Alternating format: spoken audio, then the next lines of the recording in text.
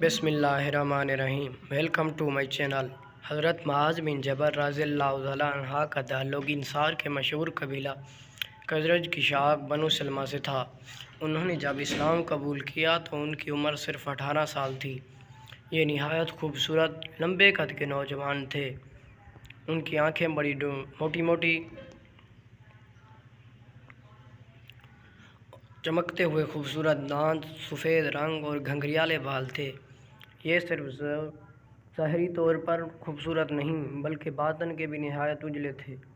اپنی قوم بنو سلمہ کے نفایاں افراد میں سے تھے۔ نہایت ذہین و فطن اور روشن دل و دماغ کے مالک تھے۔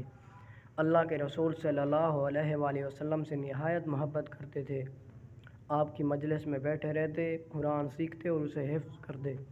انہوں نے جلد ہی قرآن کریم حفظ کر لیا۔ یہ ان صحابہ کرام میں سے تھے جن کو مکمل قرآن مجید حفظ تھا۔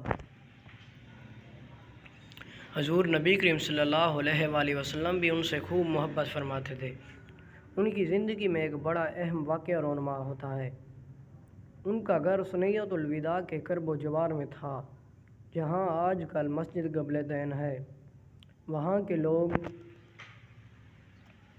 مسجد نبی میں تمام نمازوں کے لیے تو نہیں آ سکتے تھے، اس لیے بنو سلمہ نے وہاں مسجد بنا رکھی تھی۔ اس مسجد کے امام حضرت معاذ بن جبل رضی اللہ تعالیٰ عنہ تھے۔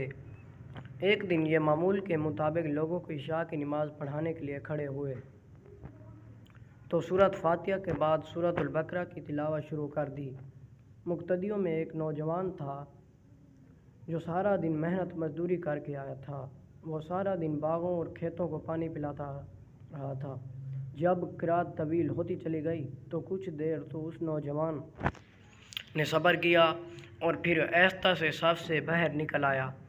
اکیلے ہی اپنی نماز پڑھی، اونٹنی کی نکیل پکڑی اور گھر کو روانہ ہو گیا۔ حضرت معاذ رضی اللہ تعالیٰ نے نماز پڑھائی تو لوگوں نے انہیں اسی نوجوان کی حرکت کے بارے میں بتایا۔ یہ ایک بڑا منفرد واقعہ تھا۔ حضرت معاذ رضی اللہ تعالیٰ کہنے لگے، یہ شخص منافق ہے۔ اگلے روز اس نوجوان کو بھی معلوم ہو گیا کہ حضرت معاذ رضی اللہ تعالیٰ عنہ نے اسے منافق کہا ہے۔ یہ شکایت لے کر اللہ کے رسول صلی اللہ علیہ وآلہ وسلم کی خدمت میں حاضر ہو گیا۔ اب دیکھیے حضور نبی کریم صلی اللہ علیہ وسلم کا اعلیٰ اخلاق کہ یہ ایک عام سا آدمی تھا، مگر حضور نبی کریم صلی اللہ علیہ وآلہ وسلم اسے کتنی اہمیت دیتے ہیں۔ اسے حسن اتفاق کہیے کہ جب یہ مسجد نبی میں بارگاہ رسالت مآب میں پہنچا تو حضرت معاذ بن رضی اللہ تعالیٰ بھی وہاں موجود تھے۔ اس نوجوان نے عرض کی، یا رسول اللہ صلی اللہ علیہ وآلہ وسلم، ہم محنت مزدوری کرنے والے لوگ ہیں، اپنے کھیتوں کو سارا دن پانی دیتے ہیں اور شدید محنت کرتے ہیں۔ معاذ ہمیں بڑی لمبی نماز پڑھاتے ہیں۔ کل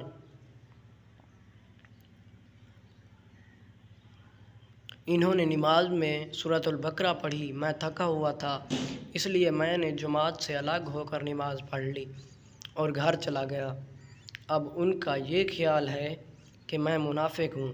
ناظرین، اللہ کے رسول صلی اللہ علیہ وآلہ وسلم نے پوری تسلی سے اپنے اس صحابی کی گفتگو سنی اور پھر حضرت معاذ رضی اللہ تعالیٰ جن سے آپ شدید محبت کرتے تھے انہیں ارشاد فرمایا، کیا تم لوگوں کو فتنے میں مبتلا کرنا چاہتے ہو؟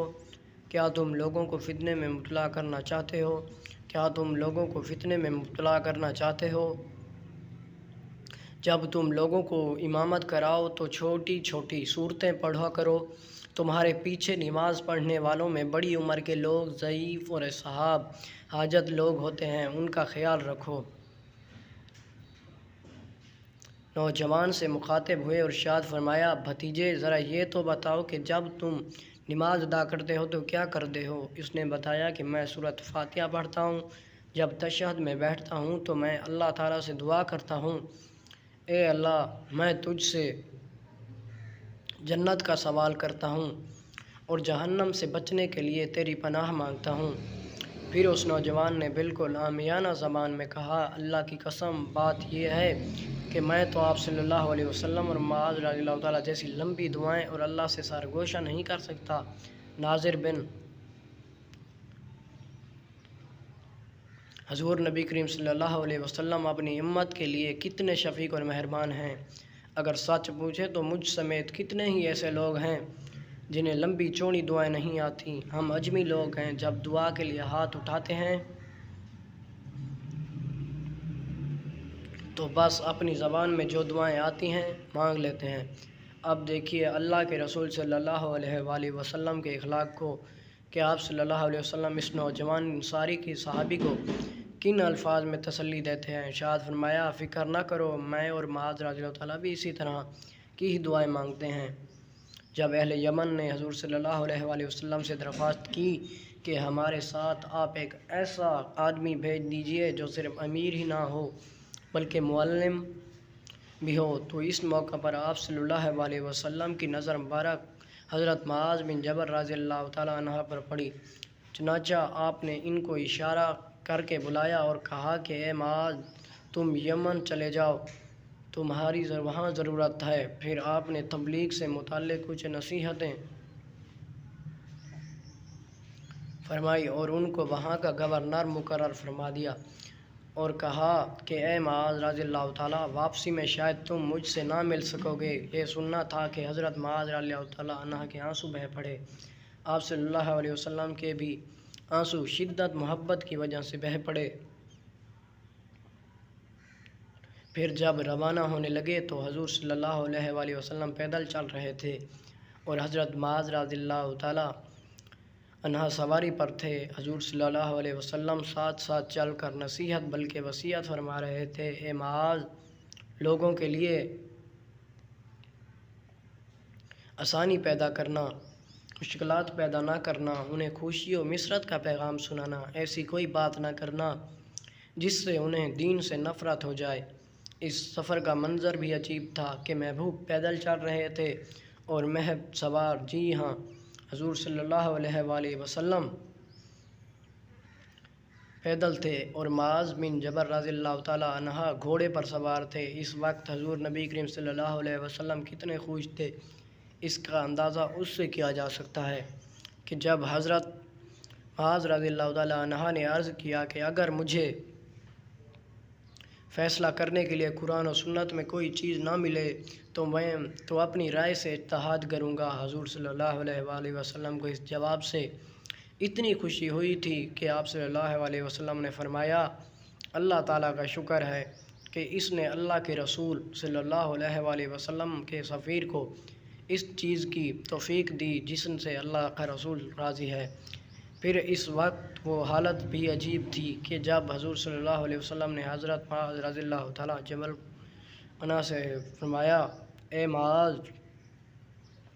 ہو سکتا ہے آج کے بعد تم مجھ سے پھر نہ مل سکو، شاید واپسی میں تمہارا گزر میری مسجد اور قبر کے پاس ہی سے ہوگا۔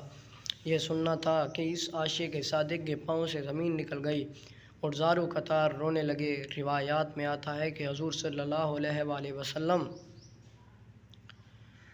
نے اپنا روئے انور مدینہ منورہ کی طرف پھیر لیا اور یہ ارشاد فرمایا، میرے قریب ترین وہ لوگ ہیں جو متقی ہوں جہاں بھی ہوں اور جو بھی ہوں۔ چنانچہ یہی ہوا کہ جب حضرت معاذ رضی اللہ تعالیٰ عنہ یمن سے واپس آئے تو حضور صلی اللہ علیہ وآلہ وسلم دنیا سے پردہ فرما چکے تھے اور حضرت معاذ بن جبل رضی اللہ تعالیٰ عنہ نبی کریم صلی اللہ علیہ وآلہ وسلم کی قبر انور پر حاضر ہو کر رو رہے تھے۔